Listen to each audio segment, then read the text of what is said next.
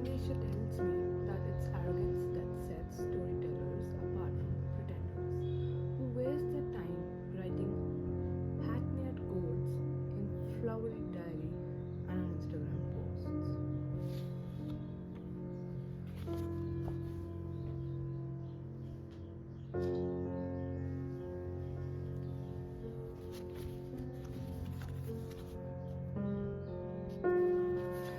A true storyteller has no time to say stuff like I write for myself or my words are my babies. Writing is a job, Dhruvan. Just tell me if you can't write this. There is no shame in defeat, says Anvesha. She's trying to cite me and hijack the story. It's not going to work, I say. I open the laptop again, change the font size, fit the margins, and wipe down the screen. I take a deep breath, wait for the first word to pop up in my mind. Anvesha breathes down my neck and watches over like a hungry, impatient vulture.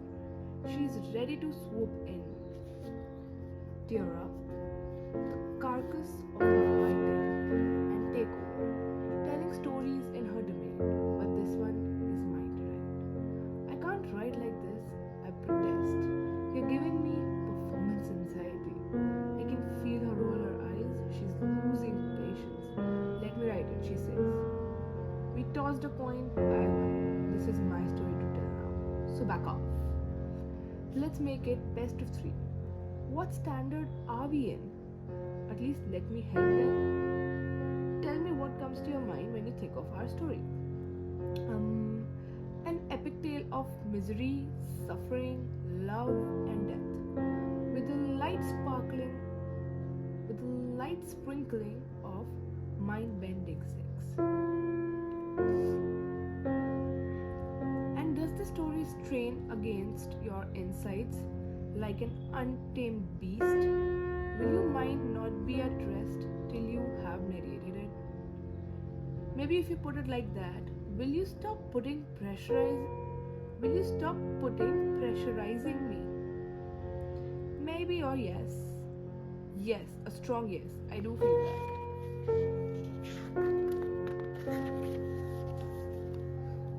Then that's arrogance. Tap into that. You too, as I do.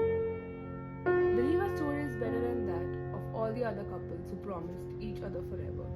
We are not like them. We are the best, she says, clenching her fist like a football coach at the end of a match. Be arrogant about your story, our story. The scope of my arrogance is limited to her. Anvesha Mohan, the love of my life, the keeper of my heart, the mother of my unborn child, for whom I would die and come back. The last part, as you would see in the story I'm trying to write, I almost did. Dhruvan, start writing from the day we were born. You have heard the story so many times, that should be easy. But our story doesn't start there. It starts 5 years before our birth, the day Vidhi Acharya was born. She smiles. You're getting somewhere. And by the way, she was born as Vidhi Yadav. I complete her sentence. And on the day of her birth, mankind changed. Should I start with this line? Dhruvan, we say humankind now. Don't worry, just write. I'll edit it later. Chapter 2, the death of a baby. The baby will bring you fortune, Rajiv Yadav's mother said to him. As they stood outside the ambulance that carried his wife, who was in labor. Tu ja beta, I will take a rickshaw and come. Jai Shri Krishna. 10 years before Anvesha and I were born, in the ambulance, hurtling towards Damodar Bhai Acharya Hospital, Chanakyapuri, Rajiv fumbled with a file in the bag that carried all the necessary things: reports, baby clothes, diapers, and 2 sets of clothes for Neha. Are you registered with Acharya's life medical insurance? Asked the nurse. Rajiv rattled off his wife's insurance number. Platinum cashless, he added. The nurse noted it down on her handheld device. First, baby, no? Everything will be fine. Everything looks great. Don't be nervous, said the nurse to Neha. From the tiny window of the ambulance, Rajiv looked out of the hoarding, looming large above them.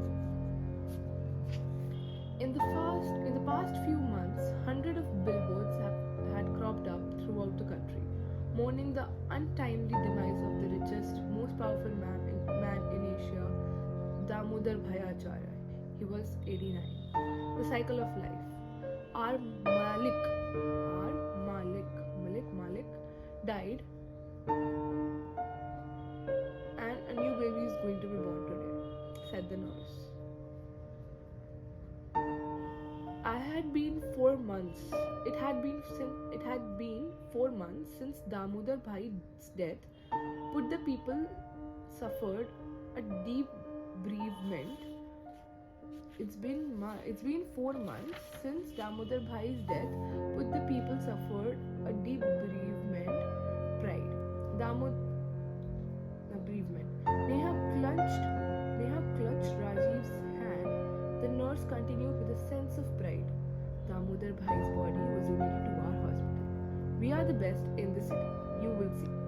4 months ago, Damodar Bhai's family lit an empty pyre at the funeral. As promised, he has donated his body to science. On the day, despite the tight security, 2 loyal managing directors from his company had jumped into the pyre and died. So is his body still in the hospital? Asked Rajiv. The nurse nodded. Even in death, he is helping people. The death man, whose body was now being researched on, had changed the landscape of India's business twice. First with his oil company Acharya Oil and Energy, then little over 2 decades ago in a move that had startled industry pundits. He had ventured into the healthcare sector. Now every 2 out of 3 hospitals in India were under the umbrella of Acharya's life. Rajiv, look, said Neha. 2 leaping horses sculpted on sandstones, their hoofs hanging mid-air almost 50 stories above the ground, welcomed the ambulance. An expensive facility spread over as far as the eye could see came into the view. Ambulance drove past multi-storied stone buildings with ornamental carvings.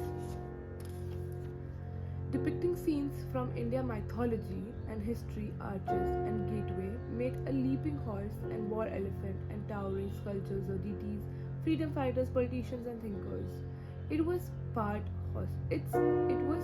hospital, part monument, part palace and part film set. The sprawling hospitals, the uneconomical stone buildings, the elaborate sculptures and the sprawling gardens that welcome patients were one of the many reasons why Acharya's life was the world's most unprofitable company. It bled billions in losses, and yet the Acharyas kept pumping money into it. Once outside the maternity wing, Neha was swiftly transferred into a wheelchair and wheeled inside. We will take care of her. Complete the formalities, said the nurse. Rajiv walked towards the desk, behind which an army of men and women dressed in crisp white kurtas waited with smiling faces. Namaste, said a cherry man with a name badge that had Ravinder on it. Rajiv Yadav. How do you... Ravinder touched the webcam and answered with a smile. This recognized you. He then turned on his computer. Just give me a moment, please. Rajiv, I flitted to one of the many screens behind Ravinder. Advertisement of Acharya's life played on every screen. The achievement of the company were enumerated in small print at the bottom. Never before in the history of business has a company had a direct impact in bringing down infant mortality rate. By making childbirth free, Acharya Life has brought joy to millions of families. Acharya Life has also helped build an entire ecosystem around organ donation. It has brought down death death by 53% due to the long wait involved in organ transplant. Our founder too donated his body to science. Live longer, live better, live the Acharya life. In any other situation, Rajiv would have questioned these milestones. But 5 years ago, after extensive auditing, the Nobel Foundation had decided to honor Damodar Bhai Acharya with a Nobel Peace Prize. Between their hospitals and clinics that dotted every city, town, and village, and their insurance plans that came cheaper than dirt, Damodar Bhai had monopolized the health sector. Their revolutionary IT infrastructure had every man, women, and child's health record for doctors to access. One fingerprint, and doctor could know the entire medical history of an individual, from a simple stomachache to a cancer diagnosis. The record keeping had changed everything. Doctor could now work remotely with nurse on site. Inaccessible villagers, their pharmaceutical wing, could measure the effectiveness of certain drugs with pinpoint accuracy, and doctors didn't have to scramble for precise medical histories. Damodar Bhai Acharya had transformed the healthcare sector before dying. It's all done. I have registered you. You can proceed to room number 34A. Ask anyone on the way. We are here to help you. Live longer, live better, live the Acharya's life. Rajiv hurried back to his wife. We will have to do a caesarean. We will have to do a cesarean, announced the doctor when he got there.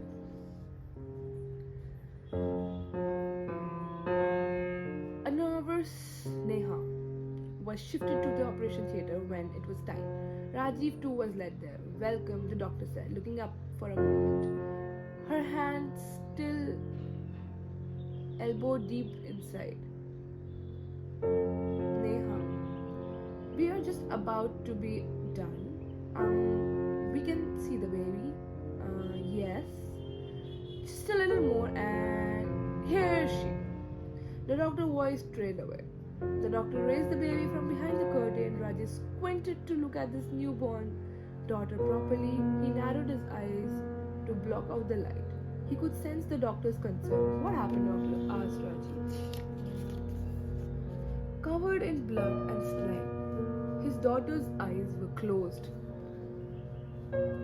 Her fists open, hanging limply and mouth closed. She was not moving. She was as still as the air in the room.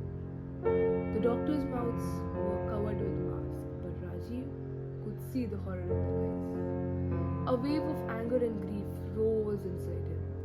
Is she dead? Is he the father of a dead child? Doctor, said Rajiv. Why is she not breathing? While Rajiv's daughter struggled to breathe on the opposite side of the town, 55-year-old Hassan Ali drove like a madman towards the hospital. He had been waiting for this call for the past 4 months. He could finally breathe. As had been prophesied, the baby was finally born. Hassan checked the revolver in the glove box of the car. It was gleaming beauty, just the perfect weight. A Smith & Wesson 686 with Hassan's name engraved on it, a gift from his Malik.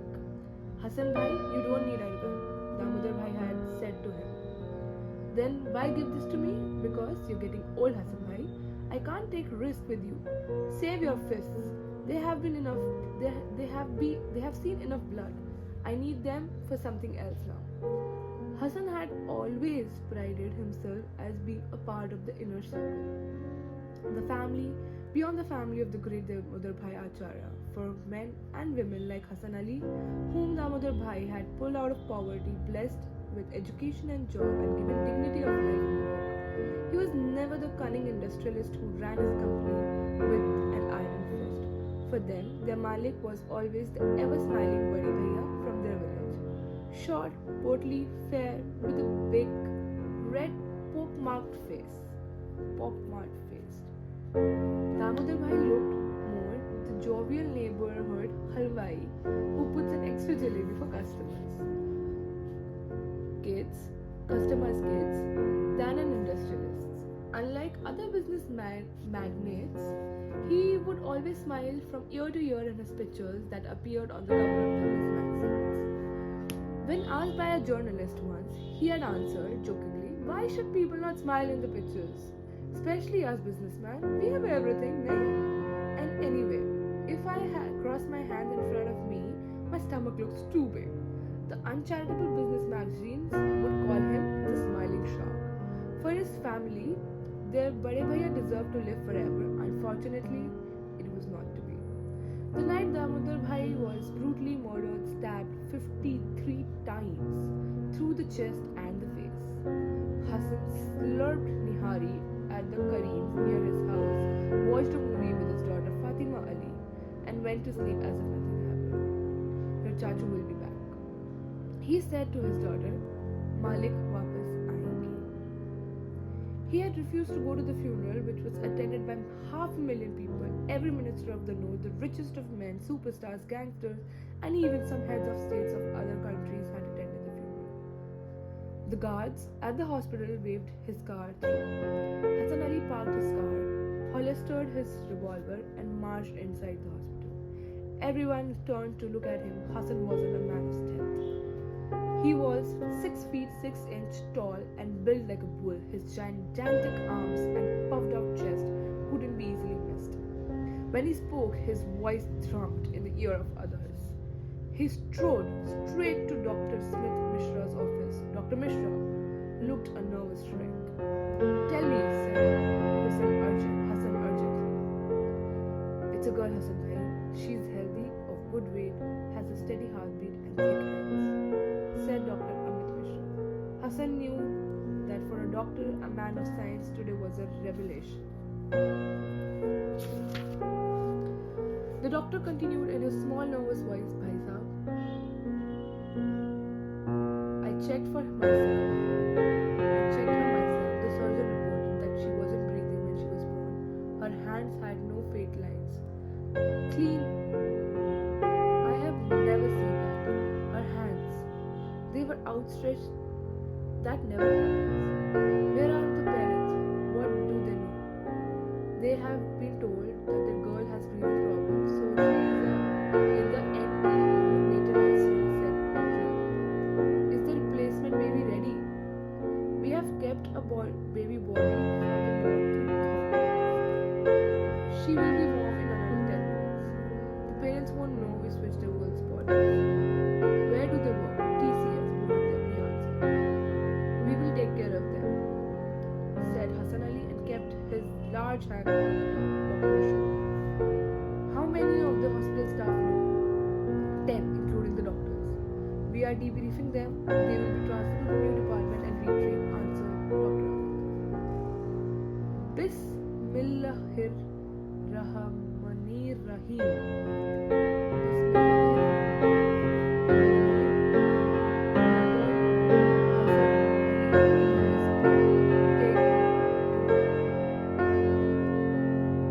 The doctor led Hassan to the back room, created in every Acharya Life hospital for this purpose. In a room that looked more like an office than a maternity ward, lay Akram. Hassan's feet slowed down. His pulse raised as he approached the little girl, who was kicking and punching the air as if angry at her boss.